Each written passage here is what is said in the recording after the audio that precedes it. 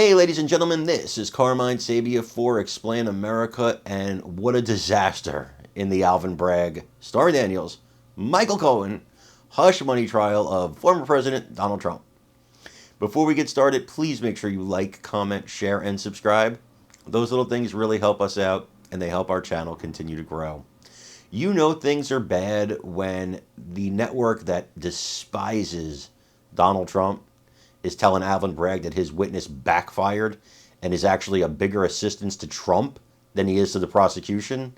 You know things are falling apart. Bragg's case was weak from the beginning, and it's getting weaker, folks. This witness, unbelievable. He basically set up Trump's entire defense. And if you're watching it every day, like I have most days, and I'm sure many of you have, and if you're not, you're catching highlights. When I'm not working, I am watching it. You know, most of the time. Sometimes you need a break from it, and I catch the highlights later. But this witness was particularly horrific for the prosecution, as was David Pecker. David Pecker, who's a lifelong friend of Trump's, did more to assist Trump than he did to assist the prosecution, in my opinion. So now you have two witnesses that really are backfiring on the prosecution. I want you to watch this and let me know what you think. Please remember to like, comment, share, and subscribe. I'm Carmine Sabia for Explain America. We love you guys. God bless you. Take care, everybody. How has Davidson been as a witness for the prosecution? I think Davidson is one in a line of difficult witnesses that have already come before and are going to be coming in this trial. This is a messy trial and sort of gives us all a insight, a crack into what this sordid world is about between the National Enquirer and selling stories. It's not pretty to watch. Catherine, what about you?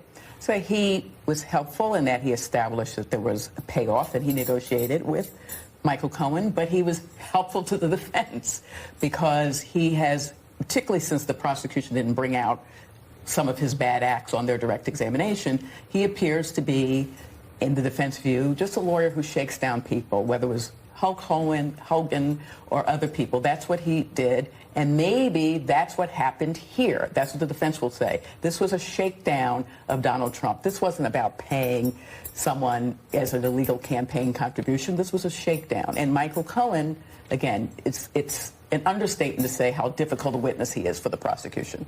Okay, so we have our next witness. And tell me if you guys know him, a man named Douglas Dowse. New York District Attorney's Office. He's a high technology analyst. He processes digital evidence and extraction of digital devices. He's a boring authentication witness. So there's some video, audio, or some tape that they want to bring into evidence, and he's the one who's going to establish it was not tampered with or altered in any way. So they're going to introduce a piece of evidence, and he's going to say this is legit, and then will there be a cross on this? You don't cross on that. No. Okay. All right. So we've got an hour left of court. We'll see if this guy, Doug Dowse, goes quickly. We'll also see what he's there to authenticate in a moment. Donald Trump has been, according to reporting, unhappy with Todd Blanche. He wants Todd Blanche to be more of a pit bull. He wants his, God, it's such a cliche now. He wants his Rory Cohn. Emil Bovee today went after Keith Davidson pretty hard, really dirtied him up, talked about all the stuff that he'd been involved with, this payoff for somebody who was stealing records about Lindsay Lohan's rehab time, talking about his dealings with Hulk Hogan, moments where he was investigated, just putting him into a very seedy world of not even tabloid journalism looks clean in comparison. A seedy world of payoffs for celebrities who don't want information to get out there. And celebrities might even be a friendly term. Some of these characters were aspiring celebrities, put it nicely. How has Emil Bovee done in the expectations of a client like Donald Trump? Donald Trump is obviously a challenging client. Many clients are challenging. He's probably one of the hardest. I think that Todd Blanche is well known as a very good attorney, but he's a former federal prosecutor. A federal courtroom is a much more gentle, more buttoned up, more decorum courtroom,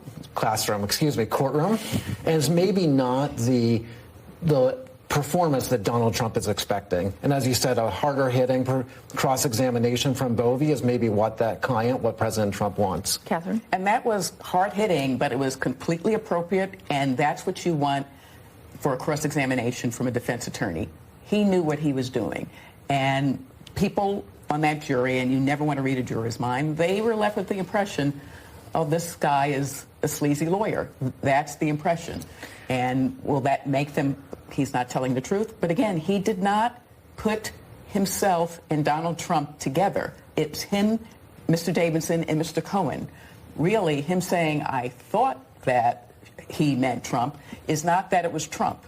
I'm still struck by the need of the prosecution to get somebody who witnessed it or heard it directly from Donald Trump or witnessed him signing the documents and knew that it was an invoice for more than legal services. Who is that person going to be? They had Rona Graff on a little bit earlier, but she was only on for a few minutes. All she could say was, these two women are in his contacts, and I might have seen Miss Daniels in the waiting room. The charge is, if you're going to go back to it, is falsifying business records. It is not illegal in New York to put false entries in your business records. It becomes illegal if it's done with the intent to defraud, and it becomes a felony with the intent to commit or conceal another crime. So the prosecution has to prove that beyond a reasonable doubt.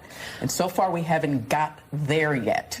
All right, we're going to dive back into the courtroom in a few minutes. Catherine and Adam, stick around. Coming up next, I want to talk about media silos, how people get their information, and what that's going to mean for the upcoming election. We're so focused on this courthouse. Is anyone else? Don't go anywhere.